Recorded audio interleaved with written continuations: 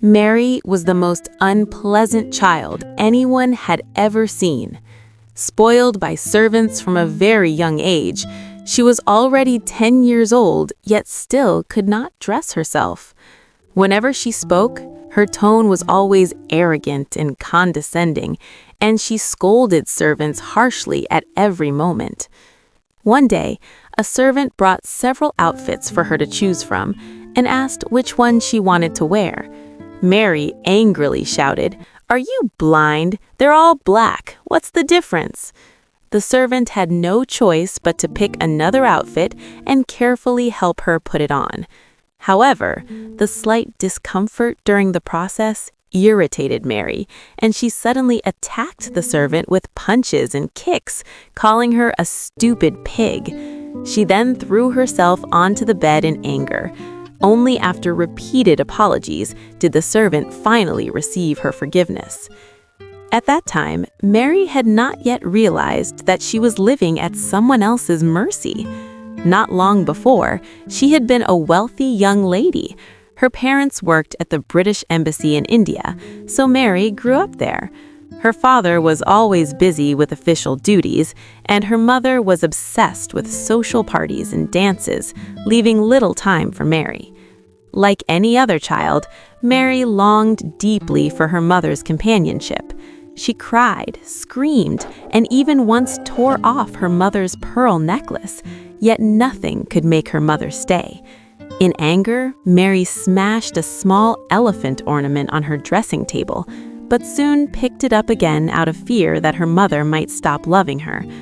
However, no matter what Mary did, her mother remained indifferent, and her father paid her no attention either. She was always left in the care of servants.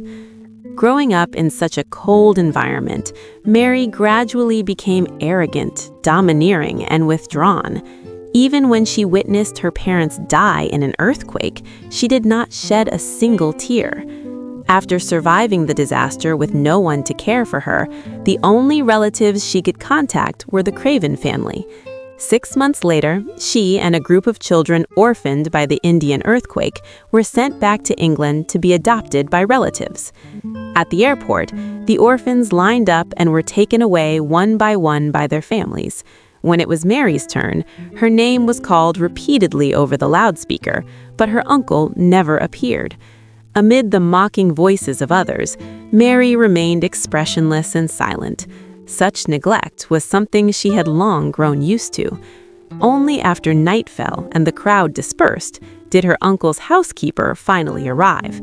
After confirming Mary's identity, he turned and left without even helping her carry her luggage.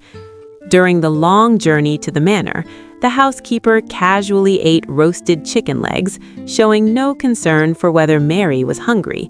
He also bluntly commented on the household's affairs. Mary learned that her aunt had died 10 years earlier due to complications in childbirth.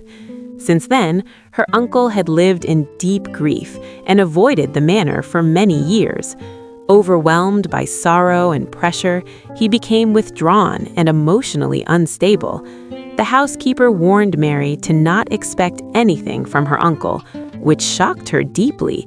Her mother had never spoken to her like this. By dawn, Mary finally arrived at Misselthwaite Manor. Exhausted from the journey, she clutched the broken-nosed elephant ornament and collapsed into bed, sleeping for an entire day and night. The next morning, still half asleep, she ordered the housekeeper to help her dress as usual. This time, however, he refused, insisting she learn to take care of herself. He forbade her from wandering around the manor and ordered her to stay in her room. Furious, Mary screamed and cursed, but the housekeeper merely gave her a cold look and left. For the first time, Mary experienced being ignored by a servant. With no choice, she tried to fend for herself. She tasted her breakfast but found it unappealing, then gazed out the window and noticed